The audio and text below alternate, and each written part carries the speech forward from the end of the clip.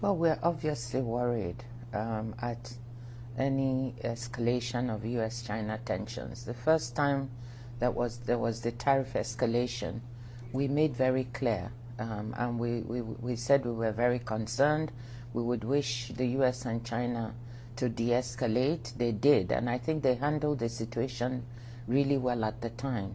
So similarly, we are really hoping and that the two sides will come together and they will de-escalate because any U.S.-China tensions and U.S.-China decoupling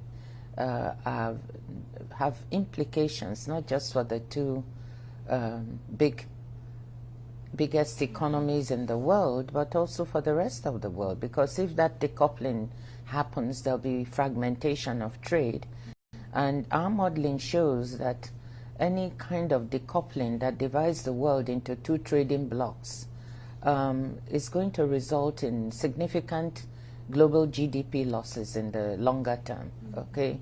Up to 7% global GDP losses and double-digit welfare losses for developing countries. So it's not only the big powers or the rich countries that will lose. The poorer countries will lose even more.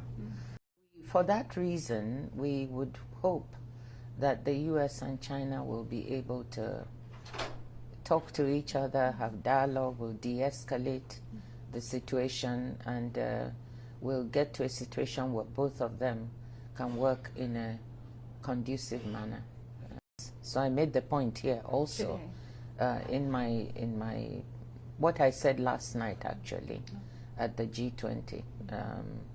I made the point that U.S.-China trade tensions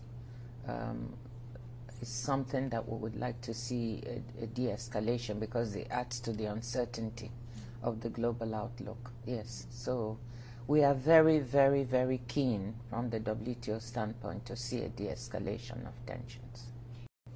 We've had meetings with the USTR before, Ambassador Greer, but this time around we actually had a really good meeting with Ambassador Joseph Balloon, who has just been confirmed as the U.S. representative to the WTO.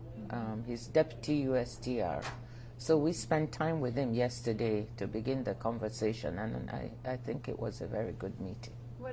Well, I think that both sides have handled their relationship and their negotiations relatively well and have calmed tensions, which has been very helpful to the whole world. And I really want to stress how appreciative we are, at least from the